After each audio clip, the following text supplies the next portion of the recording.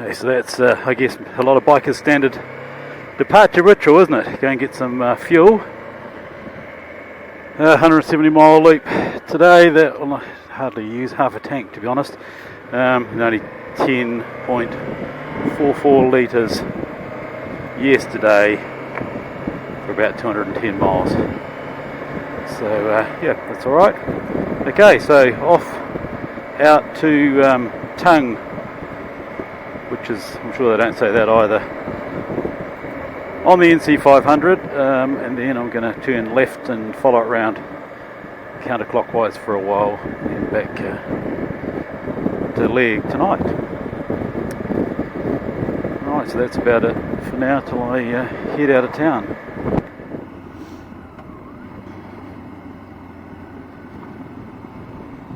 Well, we're just out of Leg, only a few minutes actually, on the road direct that runs direct up to Tongue. I can't remember its number. And I guess this is what you expect of sort of the inner Highland scene, isn't it? There's a nice little river meander along here, sun's shining on the brown grass across the plains, bit of threatening cloud up ahead, especially sitting over those hills, and whopping great trucks barreling down these roads. So I'll just take a stop early here because he wants to get to wherever he's going more urgently than I do.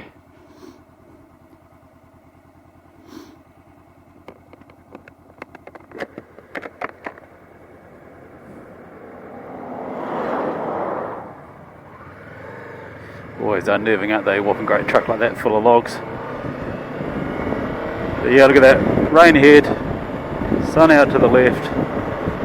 And if you can see, there's a reasonable amount of snow still on the tops around the place, which I guess is to be expected after that first couple of really cold weeks in May, when there was, I think, quite a lot of snow up here. In fact, there definitely was quite a lot of snow up here. Yep, there we go. Someone is camper vanning, getting away from it all, isn't it?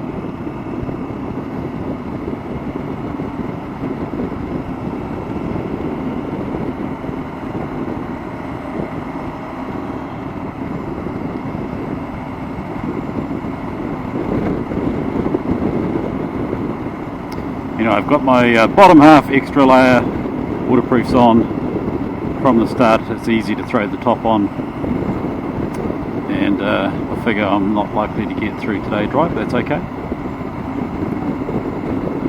Sun's shining this minute, soon it won't be.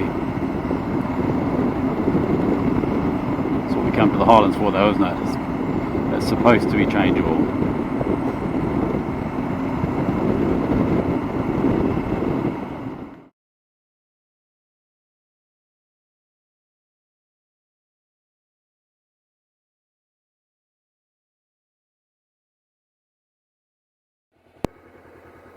Right, that's what we're looking for, isn't it? Welcome to the NC500. So the navigation has worked. Just going to take a bite-sized chunk from here towards Ullapool, going anti-clockwise. Right, so a perfectly reasonable ride through from Leg to Tongue. So the road was the A836, despite it being single track with passing places. In places a bit rough, and other places are remarkably good, Nick, depending upon how recently it was repaired. What did we learn? Not much that we didn't know before, except although it's a very thin road, there are of course not a lot of roads in this place that go between the various regional towns, and so there's quite a lot of traffic, and of course the locals go quite fast, so you do need to pay attention, particularly on the blind turns.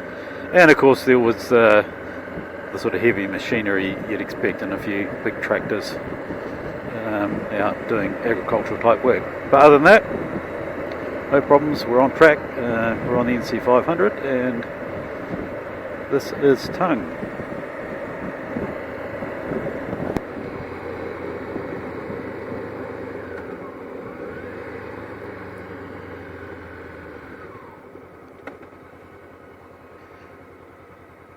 Right, well, This is classic Highland territory, isn't it? Cloud and rain and cloud on the hill, excuse me. Nice little beach down there. A few fishing boats. Looks nice. Water will be blooming cold. Be under no illusions. But yeah, very Highland, isn't it? That's what we came for.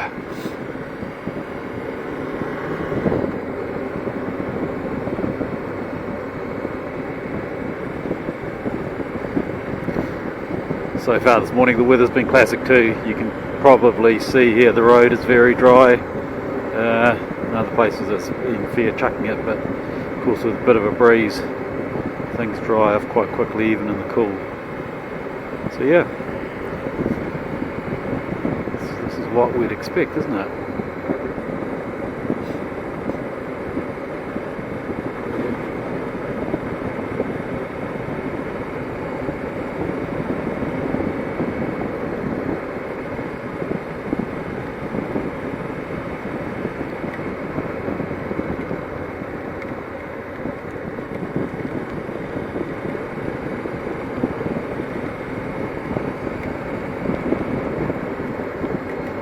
Fish farm over there. Presumably salmon, but I don't know.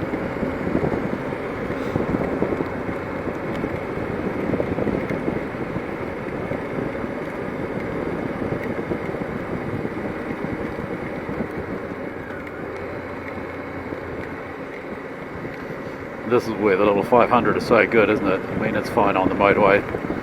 It'll sit on the speed limit quite happily all day, but this is really where it earns its money, isn't it? You get on these nice little back roads and it's light and manageable, relatively speaking.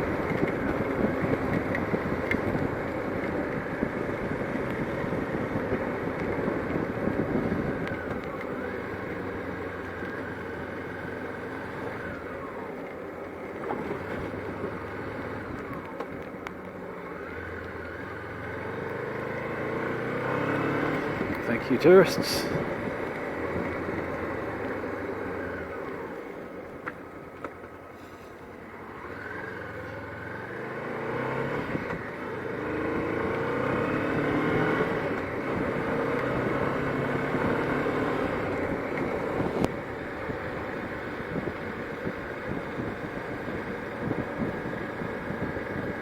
So while I'm just tootling along here behind this car and bike, this is a good example of why there's no such thing as bad weather in places like the Highlands where you expect bad weather, because the rain and the cloud and the mist, if anything, go with the landscape, don't they? And I'm sure it'll be beautiful in the summer, but actually it brings something special, doesn't it? Another place like that is Milford Sound in New Zealand. It's the same thing. It's spectacular in the bright sunshine and utterly spectacular in the pouring rain with the waterfalls cascading off the side of the mountains. So there you go. No excuse to not come because of the weather. It's a feature, not a bug, right? But do pack your waterproofs and test it before you go.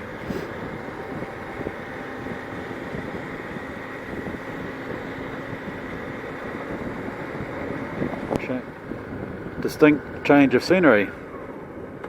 Did you bring your surfboard? Did anyone bring their surfboard?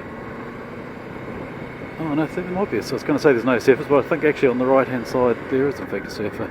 Oh, and there's a big, call it Flying Fox across the gap there. Quite classic tourist bitty attraction.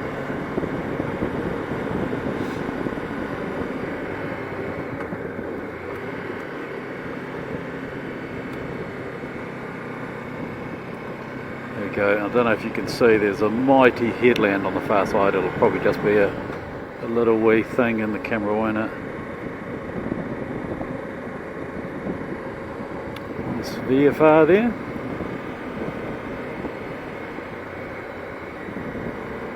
Good spot to catch the views. I'll grant him that.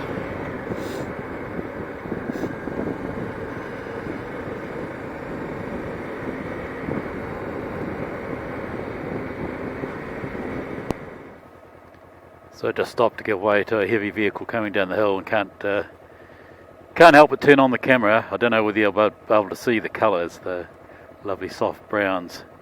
The overcast of everything helps with the soft light up here.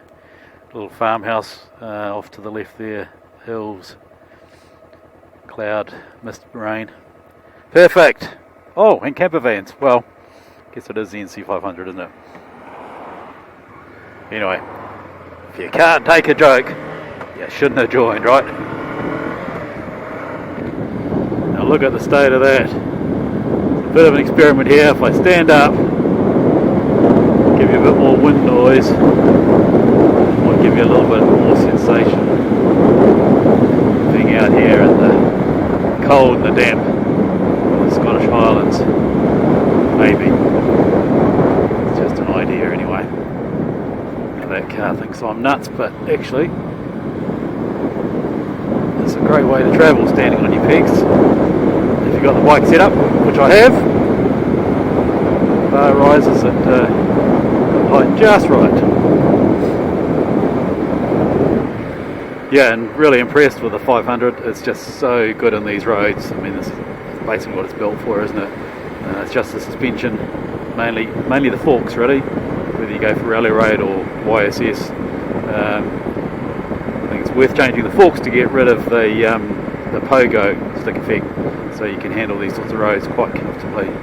But with that, which is a relatively cheap modification in the big scheme of things, she's perfect for these conditions. Just perfect.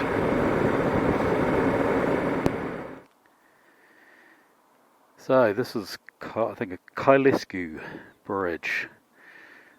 Rather a well-known bridge in terms of marketing the NC500. But for me it's a much more personal stop here, because on this north side there's a memorial to the sailors that operated the Royal Navy X-craft midget submarines during the Second World War. This lock is where they trained in secret. So some of you will be familiar with the X-craft. They're most famous for crippling the Tirpitz up in, I think it was Tromsø Fjord. But there were other missions in particular. I think they crippled or sunk a Japanese cruiser in Singapore Harbour as well. Anyway, this was their training ground. And while I never became a submariner, I did finish up professionally working with submarines from the air side. So stories of the Tirpitz raid were part of the motivation that led to an early career in my life.